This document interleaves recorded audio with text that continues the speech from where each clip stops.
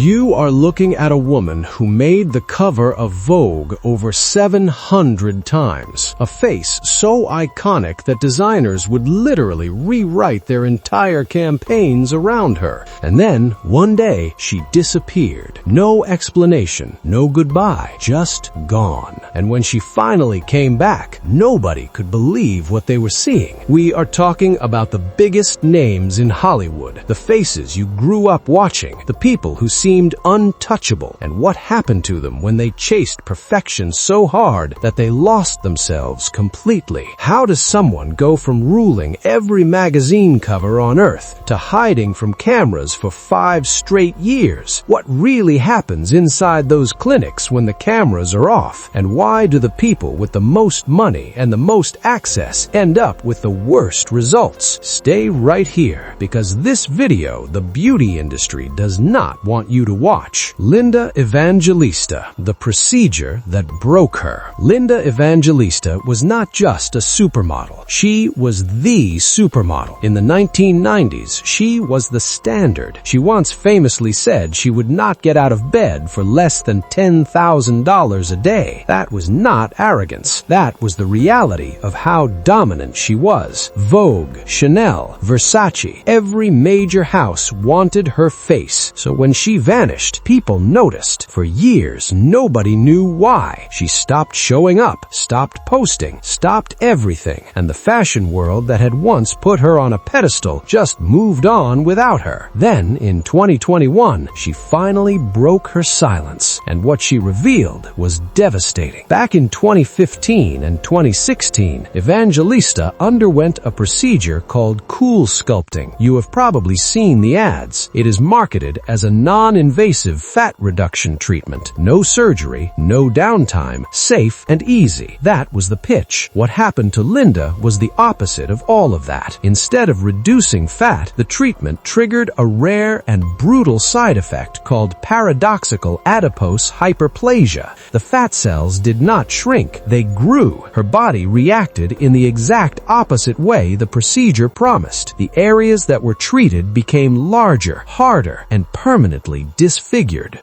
She described it as disfiguring her body to the point where she could not leave her house. She said she had become a recluse. She stopped working. She stopped living in the way she had known. And for years, she carried that completely alone. She eventually filed a lawsuit against the company behind Cool Sculpting for over $50 million.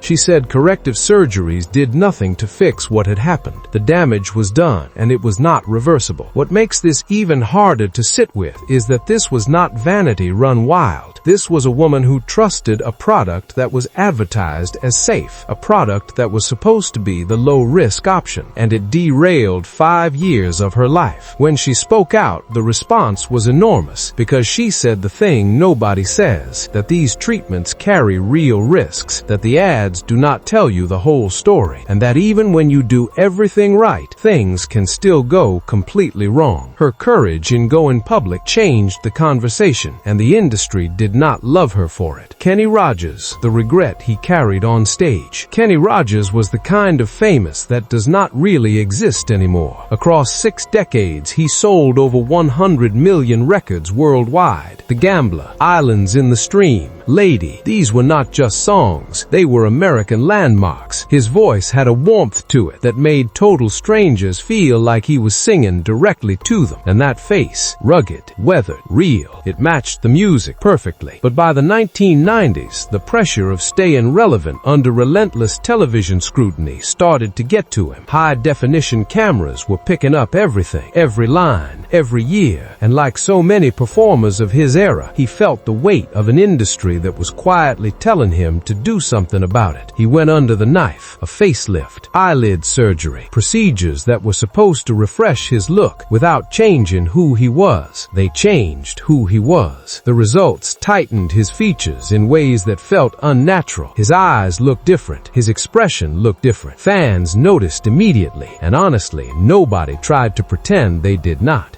But here is the part that stays with you. Rogers himself admitted it. He said in interviews that he looked in the mirror and barely recognized the face looking back at him. He expressed genuine regret, not in a vague PR-managed way. He actually said it did not turn out the way he hoped, that he wished he had left it alone. That kind of honesty from a man of his generation was no cap extremely rare. Most stars of that era stayed quiet and hoped the conversation would move on. Rogers just told the truth. And despite everything, the music never changed. His voice never lost that quality. He kept performing well into his later years, connecting with audiences the same way he always had. When he passed away in March 2020 at 81 years old, the tributes were not about his appearance.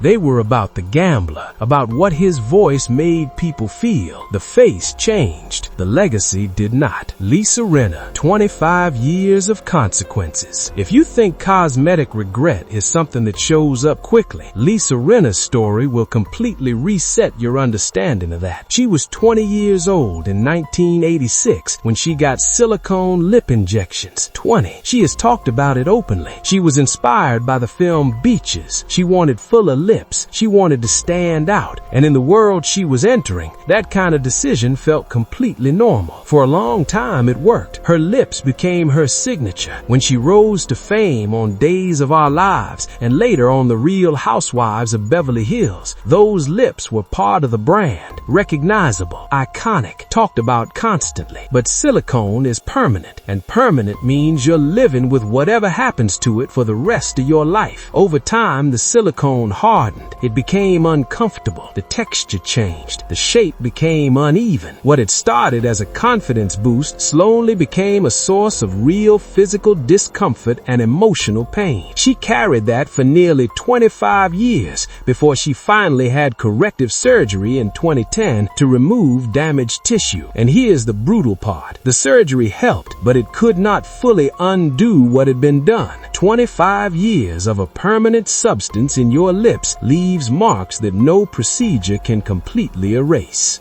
In the years that followed, she continued using fillers and Botox. Social media made everything more intense. Every appearance was screenshotted. Every angle was analyzed. The criticism got loud and personal. And the irony is that a woman who had been in the public eye for decades was now being talked about almost exclusively in terms of how her face looked. More recently, Rinna has said she reversed certain treatments, that she stepped back from some of the procedures, that she is leaning into a more natural look, and she has done all of this publicly, out loud, without pretending none of it happened. That takes guts. In an industry built on image control, owning your mistakes is genuinely radical. If you are still here and you are getting something out of this video, hit that subscribe button right now, because we are just getting to the stories that really went off the rails. Joan Van Ark. When the camera became the enemy. Joan Van Ark was everywhere in the 1980s. Knots Landing made her a household name. She had this quality that is almost impossible to manufacture. She was warm on screen, naturally expressive, the kind of actress where you forgot you were watching someone perform. She was also operating in an industry that had very specific ideas about what women were allowed to look like as they got older. In the early 1990s, she reportedly had a rhinoplasty, a minor change, and at first it barely registered publicly. But over the following years, that initial procedure appears to have been followed by additional work,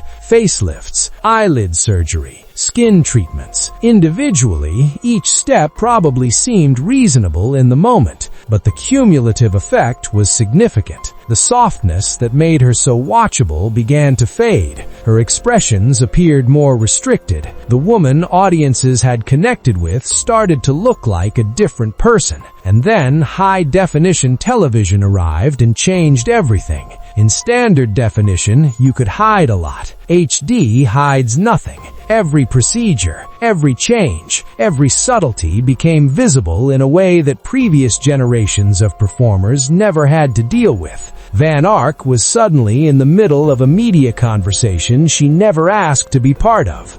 She has stayed largely private about the specifics. She has not done the tell-all interviews. She has not walked out and laid everything bare. And honestly, she does not have to. But her story represents something that dozens of actresses of her generation went through without the world fully understanding what was driving those choices. The pressure was real. The scrutiny was relentless. And the options being offered to them were nowhere near as safe or as predictable as they were told. Toya Jackson, growing up in the comparison machine.